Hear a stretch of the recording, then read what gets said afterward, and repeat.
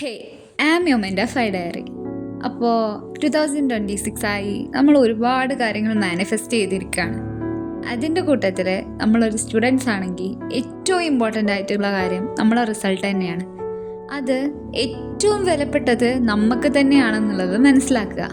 ആ ഒരു റിസൾട്ട് ഏറ്റവും ബെറ്റർ ആക്കാൻ വേണ്ടി എത്രത്തോളം എഫേർട്ട് ഇടുക എന്നുള്ളത് അത് നമ്മളെ അടുത്തുനിന്ന് വരേണ്ട കാര്യമാണ്.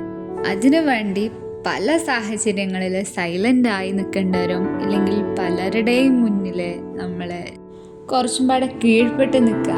അടുത്ത റിസൾട്ട് വരുന്ന മൊമെൻറ്റ് നമുക്ക് നമ്മളെ ബെസ്റ്റ് നമ്മൾ ചെയ്ത് ആ റിസൾട്ടിലൂടെ നമ്മൾ എത്രത്തോളം ആ ഒരു റിവെഞ്ച് കാട്ടാൻ കഴിയും എന്നുള്ളത് അനുഭവിച്ച ആൾക്കാർക്കറിയാം.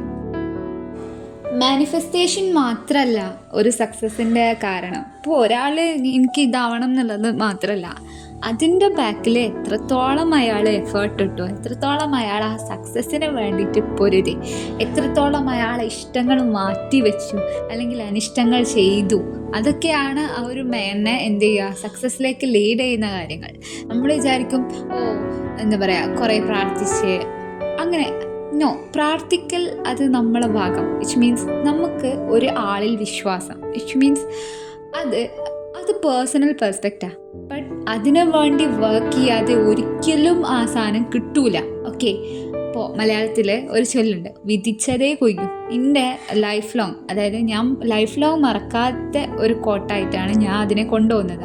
ഈ ഒരു കോട്ട ഞാൻ ഇപ്പോൾ പറഞ്ഞ അത് ചിന്തിച്ച് നോക്കിയിട്ടുണ്ടെങ്കിൽ അത് എത്രത്തോളം മീനിങ് ജസ്റ്റ് അതൊന്ന് ക്ലിയർ ആവാൻ വേണ്ടിയിട്ട് ഞാനൊരു സ്റ്റോറി പറയാം.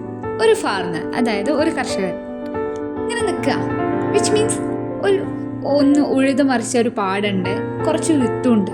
അയാളിങ്ങനെ വിത്ത് നോക്കിയിട്ട് പ്രാർത്ഥിക്കുക, അയ്യോ ഇതൊന്ന് കിളിർച്ച് വരണം, ഇതിൽ കുറേ കായ്ഫലങ്ങൾ ഉണ്ടാവണം എന്ന് പ്രാർത്ഥിച്ചു. അതുകൊണ്ട് കാര്യമുണ്ടോ? ഇല്ല.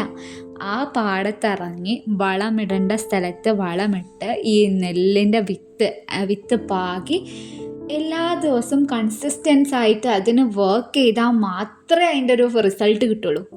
ആ ഒരു കാര്യം തന്നെയാണ് നമ്മളെ സ്റ്റഡീസിലും നമ്മൾ ഫോക്കസ് ചെയ്യേണ്ടത്.